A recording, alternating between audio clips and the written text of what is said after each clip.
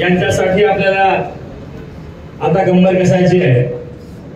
या ठिकाणी सर्वच समस्या या पालघर या शहापूरमध्ये आता बंधूंनी सांगितलं काय काय चालू आहे। इथे आपले सातबारे, समृद्धी महामार्ग, इथलं तहसीलदार कार्यालय, अशा अनेक गोष्टींना त्यांनी हात घातला। इथले खासदार, इथले आमदार यांच्याविषयी, आमदाराचा वेळ आहे, खासदाराचा विषय आहे, त्यांनी केलेलं काम 35,000 कोटी वगैरे जे काही गोष्टी सांगितल्या याचा काही परिणाम या ठिकाणी झालाय असं आपल्या सहित मला देखील त्या ठिकाणी वाटत नाही। मी 2-3 काही गोष्टींना त्या ठिकाणी वाचा फोडून थांबणार आहे। संपूर्ण देशामध्ये भारतीय जनता पार्टीने काय हायदोस मांडलाय हे आपण सगळ्या उघड्या डोळ्याने बघतो आहोत। परंतु या भागातील सर्वसामान्य गोरगरीब माणसाला जेव्हा आपलं सरकार होतं उद्धव साहेबांचं, त्या काळामध्ये, महाआघाडी सरकारच्या काळामध्ये, आपण त्यावेळी भाताला भाव दिला होता 2700 रुपये। आज सरकार बदललं, हे छोटं उदाहरण आहे। आपण इथले प्रामुख्याने भात शेती करणारे शेतकरी आहोत, आपला मूळ संबंध त्याच्याशी येतो।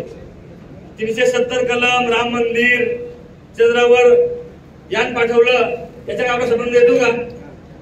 राम आपल्या मनामध्ये आहे, परंतु या सामान्य माणसाच्या ताटामध्ये भाकरी येते, जे जेवण सकाळ संध्याकाळ संपूर्ण जगाला लागतं, तो देणारा कास्तकार म्हणजे आपला शेतकरी आहे। आणि आपलं सरकार असताना आपण त्या काळामध्ये 15,000 रुपये हेक्टरी आपण आपल्या सरकारने बोनस दिला होता। या सरकारने 20 दिला, पण ती लोकांची दिशाभूल आहे।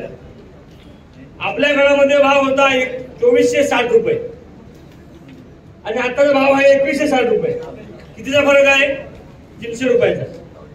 आणि 20,000 रुपये हेक्टरी यांनी आता जो दिलाय तो आपल्याला प्रति क्विंटलला फक्त 300 रुपये पडतो, 300 रुपये पडतो।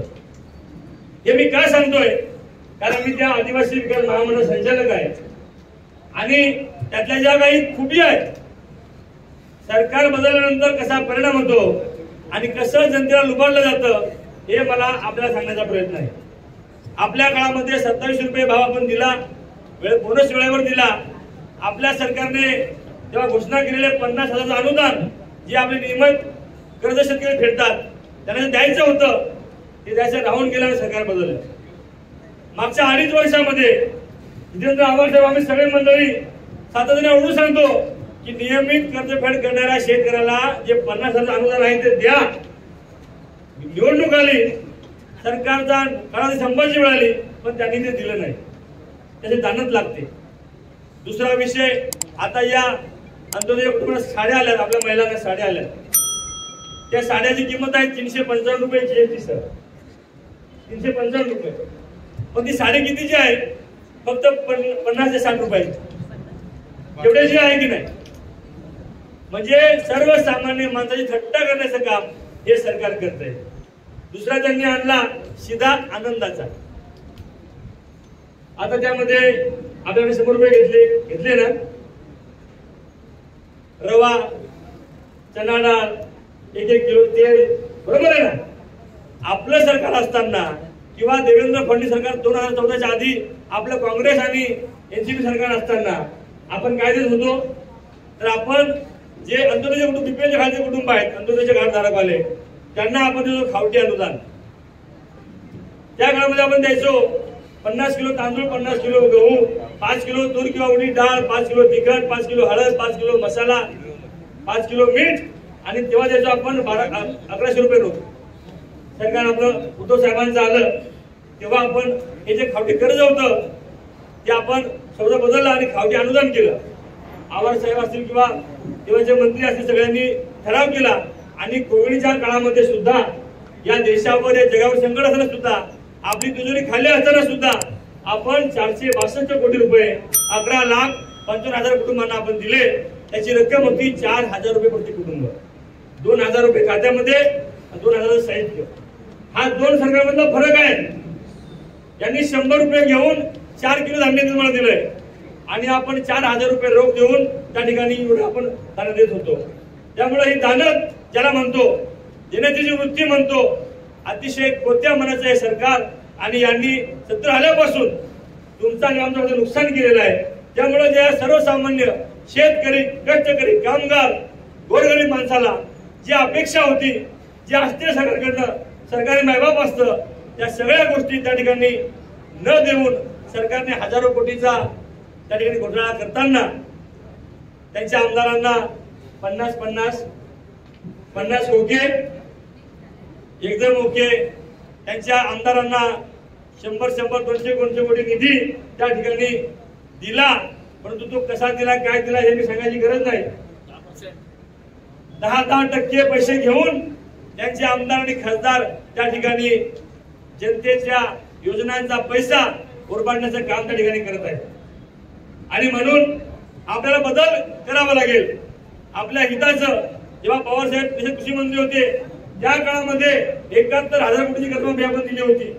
आपल्या सरकारला उद्धव साहेबांचं आवाज साहेबचा मंत्री होते तेव्हा सुद्धा आपण 10,000 कोटी रुपये महात्मा फुले शेतकरी सन्मान योजना आणली आणि आपण 1.5 ते 2 लाख रुपये प्रत्येक शेतकऱ्याला आपण कर्जमाफी दिली. यांना काही मागितलं हे म्हणतात पैसा नाही, शासन अडचणीत आहे. परंतु रस्त्यांकरता जे रस्ते ते करत नाहीत त्याकरता मात्र हजारो कोटी रुपये देण्याचं काम हे करतात.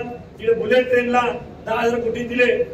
मुंबई वडोदरा रस्ता चांगला आहे तरी नवीन मार्गाचं काम सुरू केलंय. आता आवड हे सांगतो तुम्हाला की बुलेट ट्रेन सुरू आहे, मुंबई वडोदरा हायवे नवीन सुरू आहे, दुसरा सेपरेट हायवे वेगळा.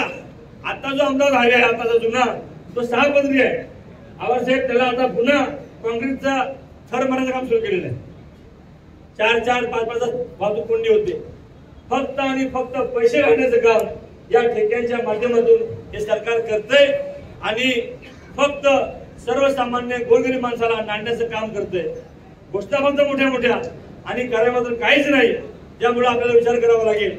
तुमच्या आमच्या हिताचं, तुमच्या आमच्या हक्काचं आणि तुमच्या आमच्या कल्याणासाठी या ठिकाणी गोरगरीब माणसाला न्याय मिळवण्यासाठी आपल्याला आपल्या विचारात सरकार या राज्यामध्ये या देशामध्ये आणावं लागेल. म्हणून येत्या 20 तारखेला आपले उमेदवार सुरेश बाळासाहेब म्हात्रे यांचं निशाण आहे तुतारी. या तुतारी घेतलेला माणूस या निशाणीवर बटन दाबून आपण बाळासाहेबांना त्या ठिकाणी प्रचंड विजय करावं असं आवाहन करताना थांबतो. धन्यवाद. जय महाराष्ट्र.